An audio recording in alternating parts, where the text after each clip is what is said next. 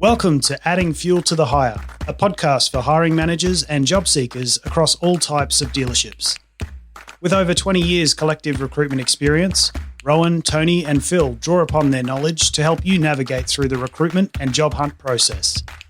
For more information, head to our website, addingfueltothehire.com.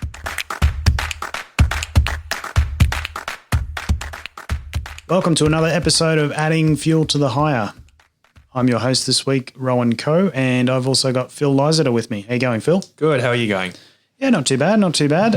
As promised a few weeks ago, we did mention we were going to talk specifically about hiring technicians and mechanics. Correct. So that's what we're here to do today.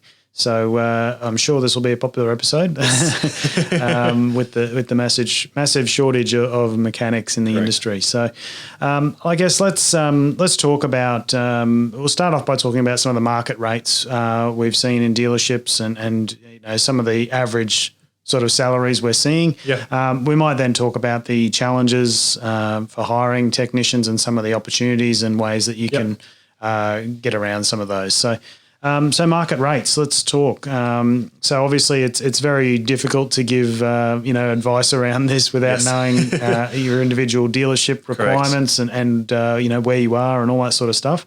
But so let's just talk general. And our specialty is in the heavier stuff. So why don't we start off by talking about some of those that you've seen in the last sort of 6 to 12 months? That's right. Look, being very general here, if you do want to get advice on, are we paying them enough? Are we paying them too little? Please just reach out. Happy to have a chat with you. Generally speaking, in metro areas, so, your Brisbane, Sydney, Melbourne, Adelaide, Perth, those sort of regions, in a heavy vehicle dealership, you're looking at anywhere from sort of 34, 35 to high 30s, 38, 39, maybe $40 an hour. If you're paying quite well, $40 an hour is quite good in a truck or an earth moving dealership in a metro area. If you are regional, there is a very big spread. I've seen anything from $25 an hour all the way to $50 an hour and then some. So that mostly comes down to location. How much you're competing with particularly mining companies. So those really higher rates you'll often see in WA, where agricultural dealers really, really struggle to compete with mining companies. They can pay them $45, $46, $47 an hour as a dealer, and then the mining company, which isn't too far away, offers for them to live in Perth, fly in, fly out, and they get paid $60 an hour. So that's why you're seeing those higher rates in some regional areas. I'm not an expert on car dealerships. It's just not our area, obviously. But I've heard sort of high 20s to low 30s is usually what you're looking at. And obviously regional areas in automotive as well vary. So, they may get a little bit more for regional areas, I guess, for cost of living and also competing against those mining companies as well, because That's right. They would take light vehicle technicians as well. That's right. It's nothing is off the table for mining companies to find those candidates. Yeah. And look, that rate really depends. Maybe depends is the wrong word, but it does change depending on what the package is like. If penalty rates are involved, then you might be on, not necessarily lower end of the scale, but you're not going to be hitting those, if you're in, say you're in a regional area, you're probably not going to be hitting those $50 an hour. You'll probably get that if you're on a flat rate. Yes. So, you might be doing 60 hours a week at $50 an hour. If you're on a penalty rate, you'll be doing 30 hours a week at $40 an hour or something like that, and then it goes to time and a half. So there's different factors there that you've got to keep in mind. And it's not just the hourly rate that makes up the package. Sometimes we do see incentives for mechanics. What are some of the incentives that you've seen recently? So tool allowance is a big one. It's something that people have started throwing in. Obviously, mechanics use their own tools, so to adjust for that. It's not a lot. It doesn't need to be a lot. A lot of the time, it's only $10 a week or something like that. It's it's not a huge amount, but it allows them to, if they wish, to upgrade their tooling, which they obviously use every single day to fix your machinery. So pretty essential. Another thing that I've sort of seen is obviously vehicles, particularly when they're field service. And being able to use that for some private use as well. Correct. My number one thing would be, if you do let them have a vehicle, just let them take it home. Let them drive it home. It's only going to be a couple more Ks. They don't need to be allowed to go 4-wheel driving in them on the weekends. Yeah. That's not the point. But, they want to go to the shops or they want to go and, drive around town or go visit a friend. Just let them use it. Let them have some personal use there. It's just a lot of the time I see it with, I got a vehicle, but I got to go to the dealership first and I've already got an appointment. Like I've already got something booked in at 6 a.m. So I've got to go from my house into my car to the dealer, drop my car off, pick up the ute, then go to my appointment, then drive back at the end of the day. Say I've had a 12, 13-hour day. It's, 7, 8 o'clock at night. I've got to drive back to the dealer, drop that car off again, get my car. Yeah. Just let them take it home. And what about uniforms and laundered uniforms? That's something we've seen a little bit. Some dealers offer fully laundered uniforms, so you just come into work, get into the uniform, leave it there when you go home, and they clean it for you. Or obviously, a contractor cleans it. Yeah, that is quite attractive to mechanics, isn't it? Oh, definitely. I mean, if you say you have a family, say you're a diesel mechanic, you've got a young family, and you come home and you're covered in obviously oil and grease and anything else you could possibly think of after working on machinery for 10 hours, and then you want to put that into your washing machine that your children's clothes go in and your wife's clothes go in and that sort of thing. So, plus, it's hard to get that stuff out just in a normal residential washing machine. So, offering that I think is a big help, and it takes a lot of load in terms of what they need to do outside of work off them as well. Yeah, and it's just one extra little thing that sort of adds up to being a great offer and something that will keep them there or attract them if they're new to the role. That's right. And it doesn't need to be, I don't think it's that expensive as a whole for a dealership to do that for 10 mechanics or something like that. It's not the biggest thing really. Well, it'd be cheaper than not having mechanics. Correct. If there's a shortage. So what about relocation assistance and any incentives or bonuses and things like that? What have you seen there? I've seen a lot there. So we've seen things like obviously relocation assistance, helping candidates relocate, saying, we'll pay for your airfares or we'll pay for you to move all your stuff down here and that sort of thing. One particular incentive that has stuck in my mind is that the dealership offered, if they relocate to this dealership, they'll get a bonus every year, I think it was, for 3 years or something like that. Oh, yeah, that's right. They were paying them like $2,000 for the first year, $3,000 bonus for the second year. Yeah. And it was worth like 10 or 15,000. It was like $15,000 all over 5 years. Yeah. And if you think about the number of times you would have to replace a mechanic over 5 years, potentially, that could be a better investment in keeping that person there, especially if they build up rapport with the local farmers or whatever. So that can be a good option as well. That's right. I mean, if you get even that person leaves, you get even one person through a recruitment company, it's going to cost you usually a few $1,000s. So getting that incentive for the mechanic to actually stay and putting a financial value on it is a really good idea, I think. Yeah, definitely.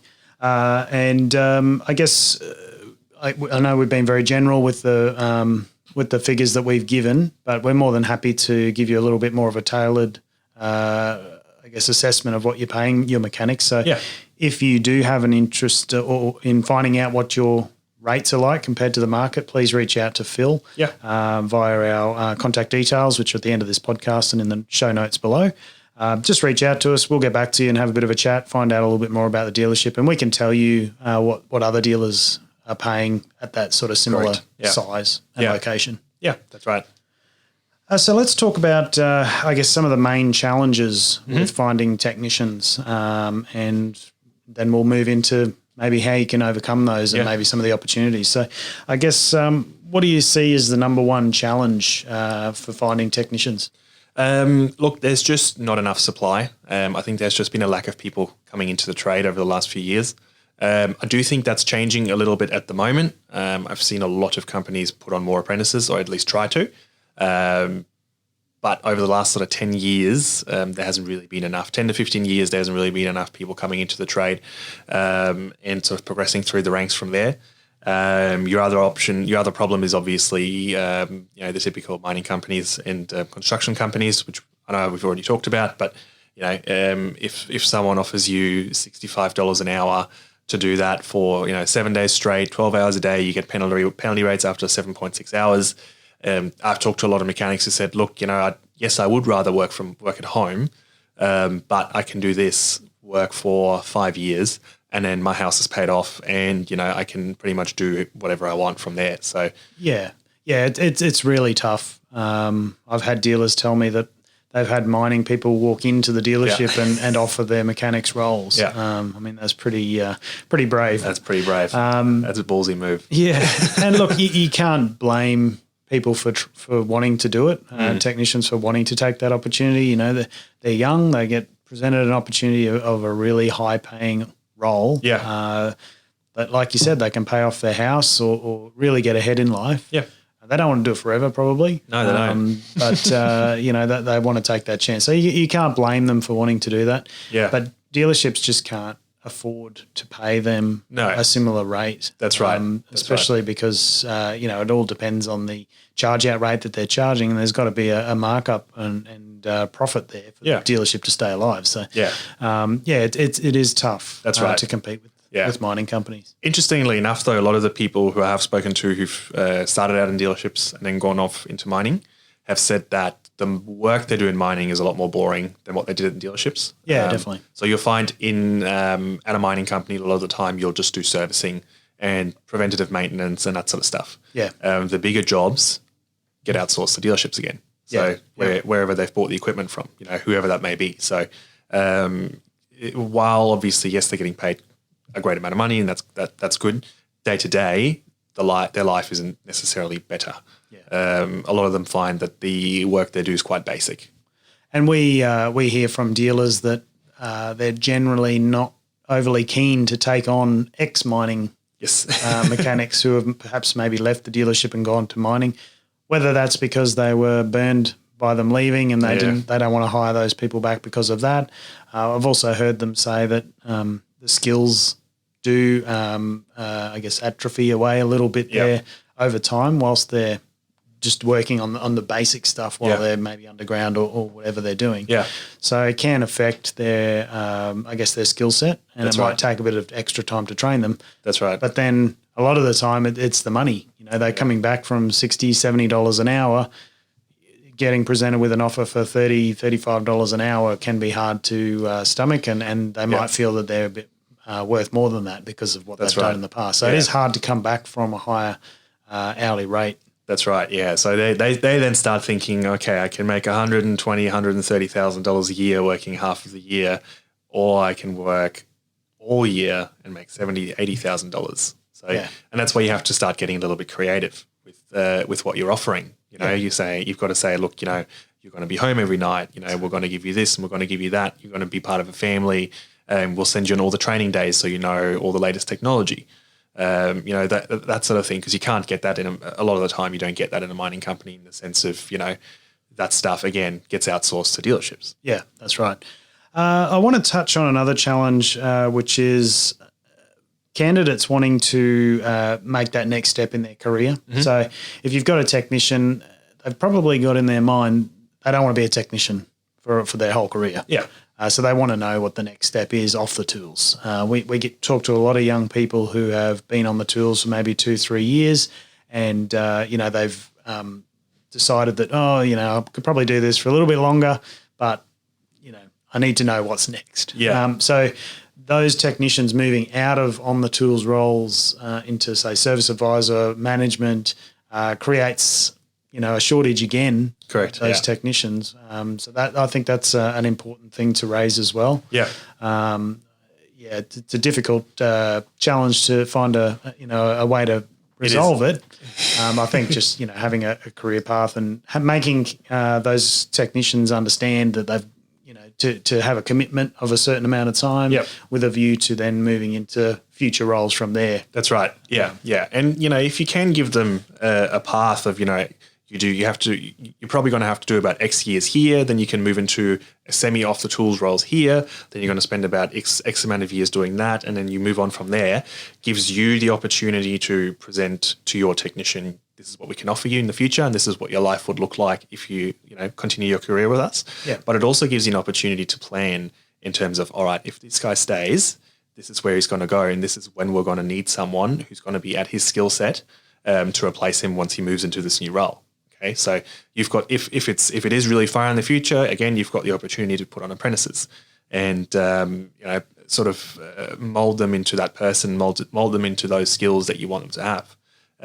Or it gives you a little bit of, okay, so I found this candidate, he's probably 4 years off being this guy that I've got right now, but if I put him on now, he'll definitely be there where I need him to be once this other guy moves on into his next role. So it gives you the opportunity to plan ahead a little bit as well. Yeah, exactly.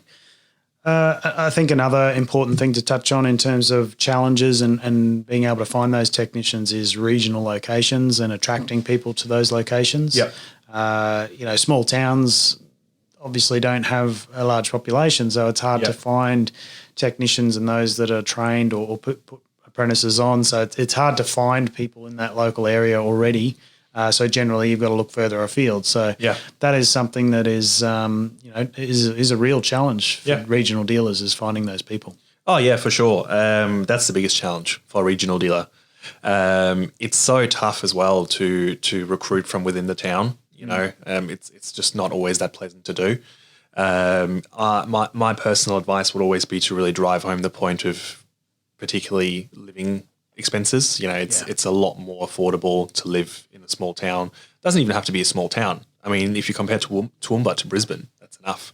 So there's a lot of things there, and we'll talk about that in a minute. But regional dealers, I think that the biggest problem has been getting people to actually relocate and making the commitment. Yeah, exactly.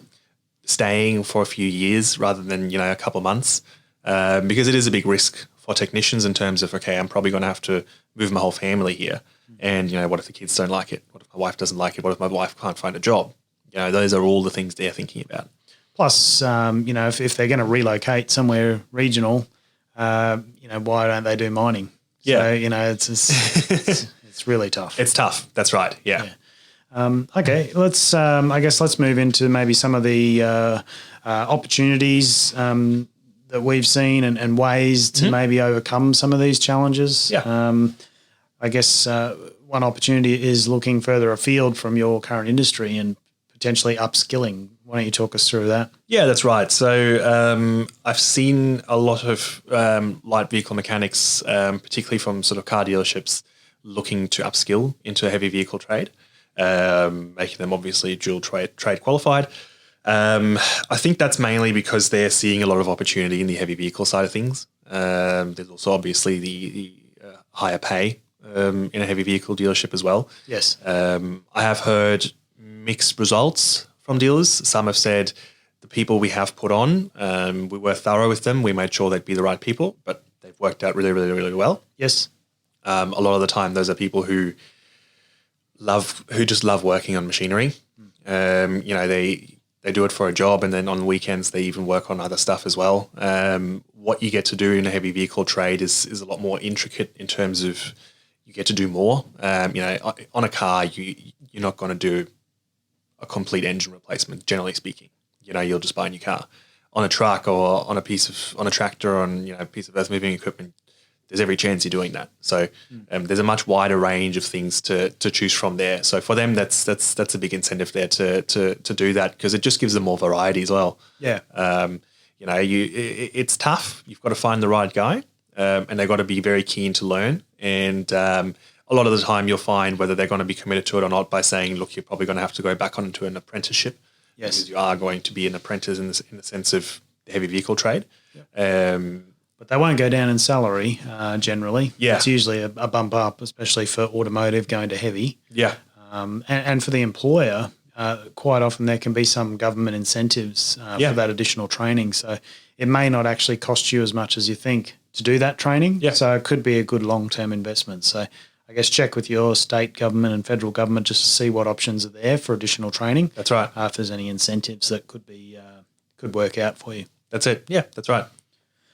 So what about non-dealership experienced candidates? How often do you place a non-dealership experienced candidate with a dealership? Very rare, very rarely.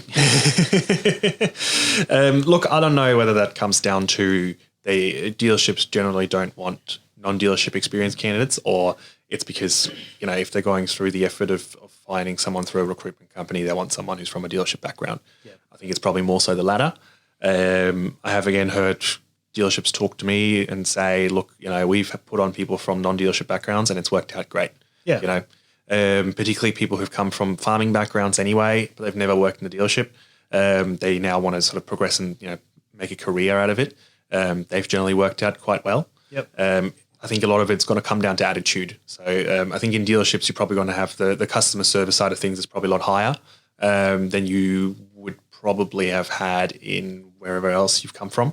Dealership, going into a dealership, whether it's a car dealership or a truck dealership or an agricultural dealership, it's sales. You want to look good, and the customer service side is really important.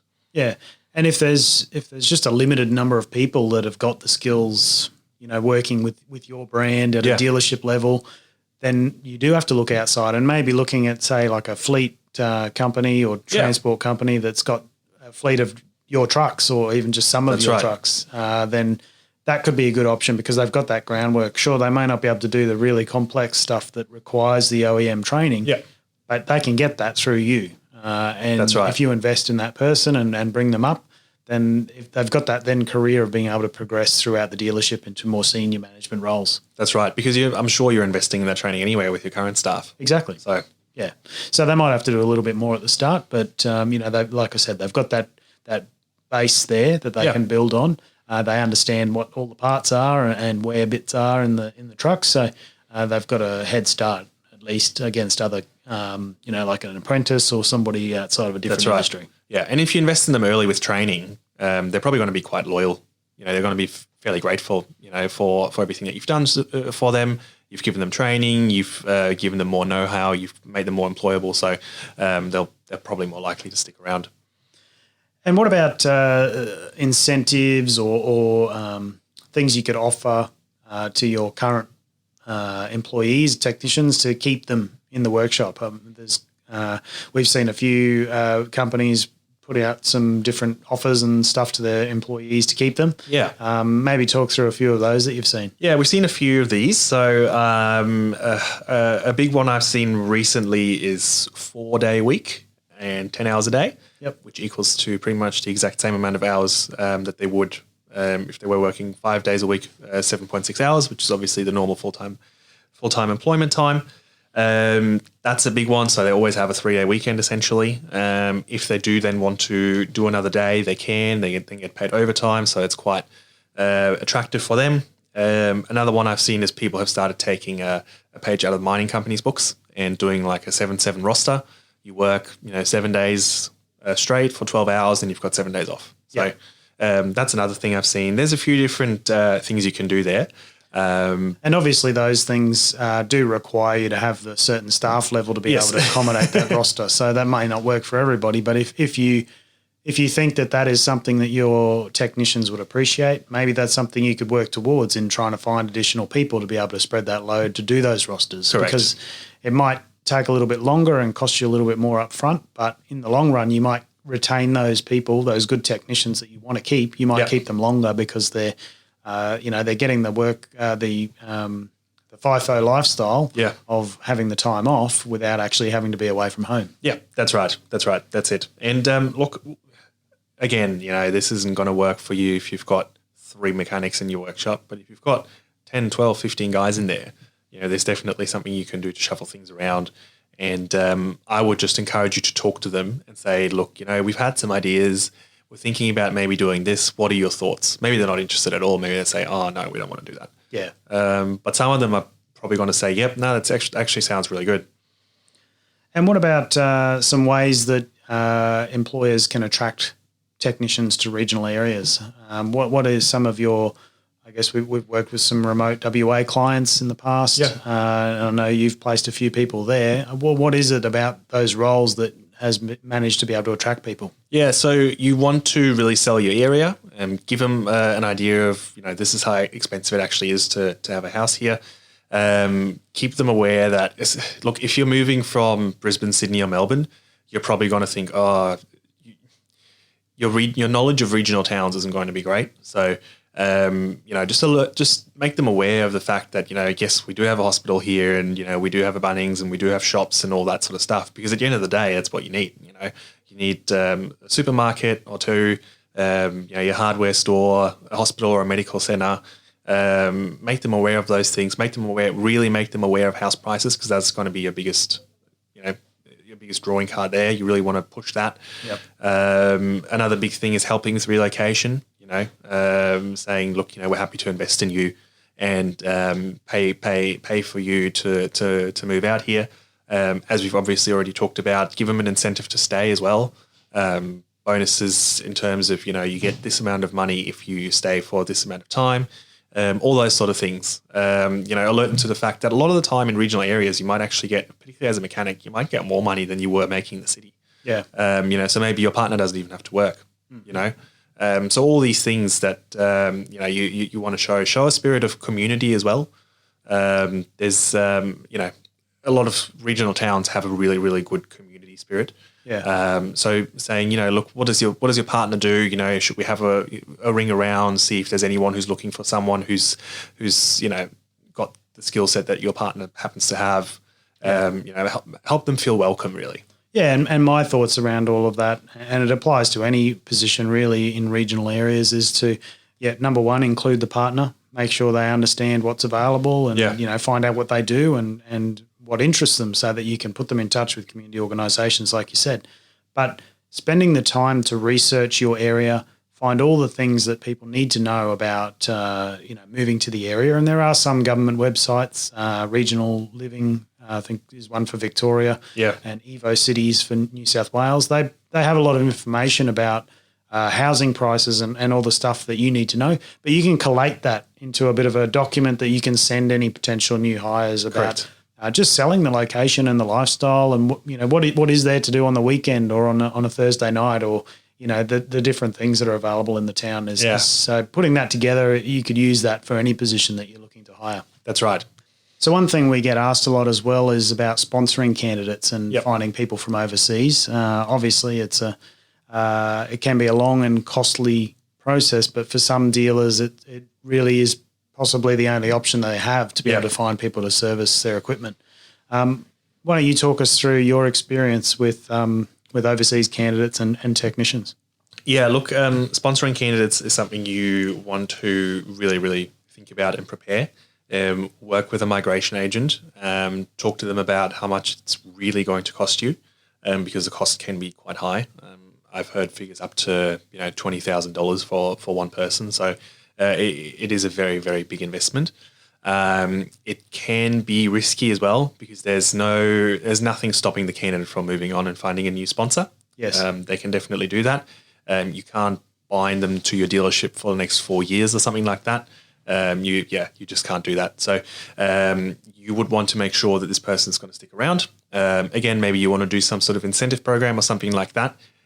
My biggest piece of advice would be to always hire, if you are going overseas, hire someone from a dealership background, and ideally try and find someone from an English-speaking country. So that way, at least the language barrier is fairly minimal. They might have a different accent, but generally speaking, everyone speaks the same language, and the qualifications are going to be easy to sort of read and go through, and you're just going to have an easier time integrating them into the workshop. Yeah, exactly. And I think it is important to maybe look at using external assistance for that, because there are so many different options with visas. It's not just one option. There's plenty of options. There's employer-sponsored visas. There's self-sponsored visas where they get the visa themselves. So there's a lot of different options for dealers and for candidates wanting to relocate to Australia. So correct. I think it's good to speak to a professional about it to get an understanding of what the most effective and I guess probably cheapest option is. That's right. And, if you can get somebody on their self-sponsored visa, then they're probably less risky for you because, it might take a little bit longer to get them there. Might be a little bit of cost involved in getting them started. Yeah. But, if they were to leave, the cost would have been less than if you had to do the full sponsorship and then they just transferred out and went to a mining company or something like that. That's right. Yeah. And look, I've heard plenty of stories where it's worked out really, really well. They've they've sponsored a candidate, and that candidate stayed with them for 4 or 5 years until they got their Australian citizenship, and then said, "Look, I've done my time now, but I'm going to move on. I'm going to go somewhere else." So, there's definitely success stories, and I've heard them. I've asked clients before, have you ever sponsored candidates? Oh yeah, we sponsored this guy 10 years ago, and he's still here. He's our service manager now. You do get good results from time to time, but it is a mixed bag, and it's a big commitment. It's expensive. It's best to seek professional advice for that and really know what you're getting yourself in for. Because there are a few pitfalls, and it is more for regional areas. I think major metro cities, it can be hard to actually get some of those visas. There's a lot more options for regional areas, which I think is good because, those are the areas that it's hard to find those people. Exactly. So if there's more visa options, then that's another option for dealers at least anyway. Exactly. And you have a bigger pool of candidates to choose from. You might get candidates with so much experience for, a much lower hourly rate than you usually would have or never would have. Just by going overseas, just by finding someone from the UK or from South Africa or something like that, or Canada, because they don't have that many options. It's the only instance where the old there's more people than jobs is flipped around, and we have it the other way around really, where you can, as the employer, you can really be picky. Yeah, definitely. Let's talk about apprenticeships just real quickly, and then we'll finish off this episode. Apprentices are obviously the hardest, or the one of the contributors to the shortage of technicians, or a lack of apprentices. Rather. So I think over the years we've seen a push from schools as well to maybe look at university and other options for post-school work. And also on the trade side, construction and things like that are often a bit more attractive to young people rather than getting under a truck and getting dirty, especially with the rates that are being paid for some of those positions. What are your thoughts around apprenticeships and trying to get more people into the industry? Look, apprenticeship programs in particular are probably not at the top of your list in terms of I need to find people right now. This doesn't help me right now. But if you'd done it 6 years ago, you wouldn't be in this position. So it's something you definitely want to do. I know just from our experience and our meetings with dealerships, those dealerships that have always done apprenticeship programs, so have always put on apprentices, even when they said, look, we didn't really need them, but we just put people on because we have a strong partnership with the local school or something like that. They're always the ones who say, oh, we don't really struggle for technicians. Yeah, exactly. Because also they're growing the number of people in the town that have got that skill set. So, long term down the path, that's right. They might have done their apprenticeship there and gone and done something else, but they might want to come back and they've got that skill set there. So that's it.